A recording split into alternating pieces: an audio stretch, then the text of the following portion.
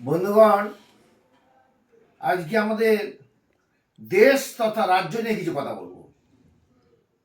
আমরা যেখানে বাস করছি এটা হচ্ছে ভারতের প্রাচীন রাজধানী কলকাতা। তার সঙ্গে বলি, ভুলি ভেদাভেদ জ্ঞান হও ভগবান, সাথে আছে ভগবান হবে জয়। ৩৩ কোটি মোরা নাহি খবকিন, হতে পারে দিন তবু নাই মোরাহীন। কেন আজকে আসছে আমাদের দুদিন? যাদের জ্ঞান নেই, RSS এর লোকগুলো ব্রিটিশের চামচাগিরি করেছে, গান্ধীকে যারা গুলি করেছে তারাই দেশ শাসন করছে। যারা করেছে তারা সরেছে, যারা দূরেছে তারা এসেছে।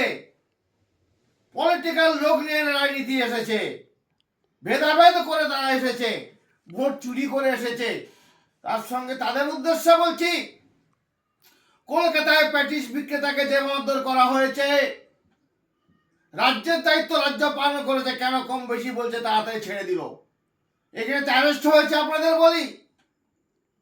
অন্যান্য রাজ্যে দেখুন, তাদের মালা পরিয়ে নিয়ে আসছে, এরা বলে দেশ চালাবো, এরা বলে দেশ চালাবো।